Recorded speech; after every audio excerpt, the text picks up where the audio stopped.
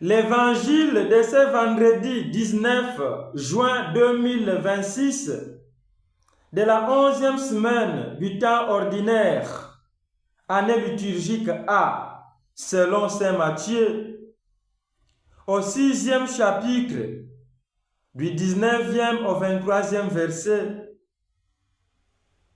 nous invite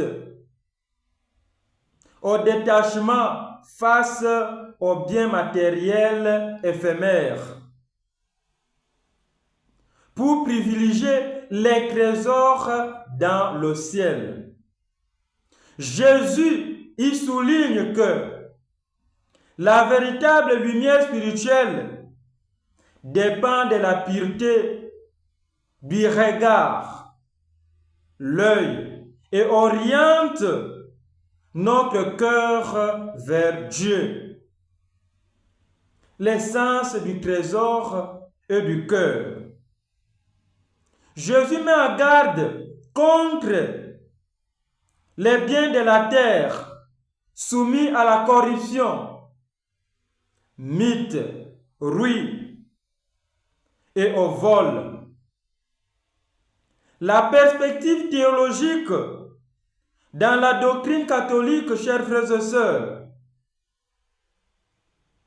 les trésors célestes symbolisent l'accumulation des bonnes œuvres, la charité et la grâce.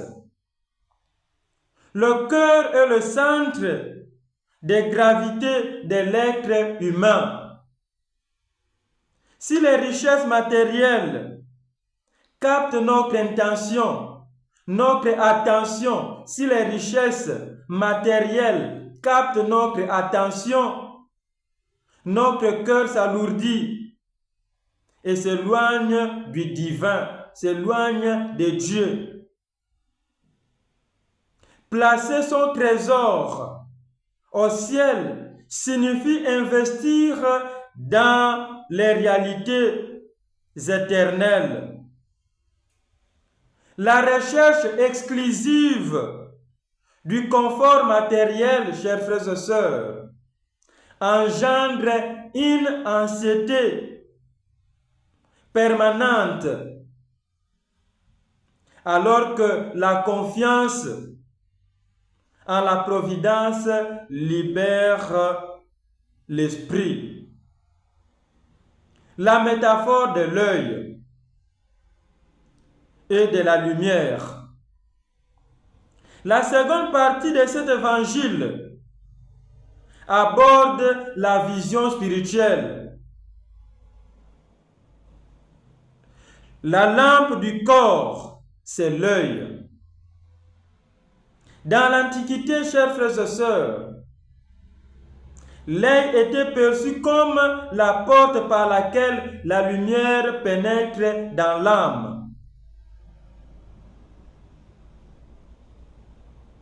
Le discernement, un œil simple ou limpide, représente l'intention droite et pure, l'absence de duplicité ou d'hypocrisie.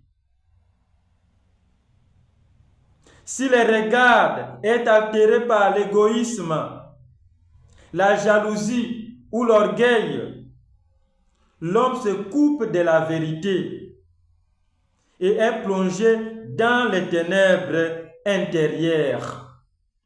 Chers frères et sœurs, application spirituelle et pastorale de cet évangile.